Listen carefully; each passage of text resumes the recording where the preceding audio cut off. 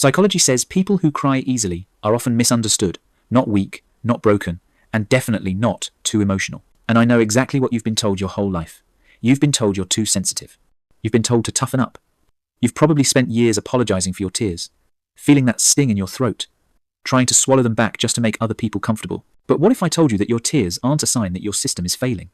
What if psychology proves that they are actually a sign that your system is working better than most? If you cry easily at movies, or when you're angry, or even when you see someone else in pain, you need to watch this. Because we are going to flip the script on weakness and show you the biological superpower you didn't know you had. First, let's kill the biggest myth, and that is crying is a loss of control. In psychology, there is a personality trait known as HSP, or the highly sensitive person. But I don't love the word sensitive because it sounds fragile. I prefer the term high-resolution nervous system. Think of the average person's nervous system like a standard 1080p TV. It sees the picture, it gets the job done. But you are operating in 8K resolution. You absorb more data from your environment than other people do. You pick up on micro-expressions, shifts in tone, and the vibe of a room the second you walk in. When you cry easily, it's not because you are breaking down. It's because your hard drive is processing so much emotional data that your body needs a way to discharge the excess energy. Here is the biology that most people ignore.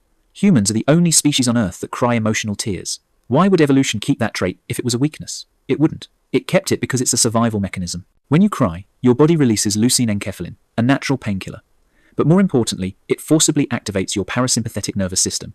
That is your body's rest and digest mode. People who don't cry, they often carry that stress hormone, cortisol, in their bloodstreams for days or weeks. It turns into headaches, high blood pressure, and burnout. But you have a built-in release valve. When you cry, you are literally flushing cortisol out of your body through your tears. You aren't losing it. You are physically resetting your nervous system so you can bounce back faster. You are efficient. Now, let's talk about the specific type of crying that confuses people the most. Crying when others are hurt, or even crying at a commercial or a movie. This is where psychology gets fascinating. This is linked to mirror neurons. These are brain cells that allow us to mirror the experience of others. If you cry easily, you likely have hyperactive mirror neurons. This is the foundation of high emotional intelligence. While the average person can intellectually understand that someone is sad, you physically feel it. You aren't just observing the world, you are participating in it. This is not a flaw. This is a leadership trait. The best therapists, the best leaders, and the best parents often possess this trait. Why? Because you can't heal what you can't feel. Your ability to cry means you haven't numbed yourself to the human experience. In a world that is becoming increasingly disconnected and cold, your sensitivity is actually a superpower of connection. So, let's go back to that word, weakness. Society tells us that stoicism is strength, that having a stiff upper lip is brave, but psychology tells us a different story. Repression is easy. Numbing out is easy. Acting like you don't care is a defense mechanism. Do you know what is actually hard? Feeling. Staying soft in a hard world takes courage. Letting your guard down enough to shed tears takes guts. The people who mock you for crying, they are usually the ones who are terrified of their own emotions.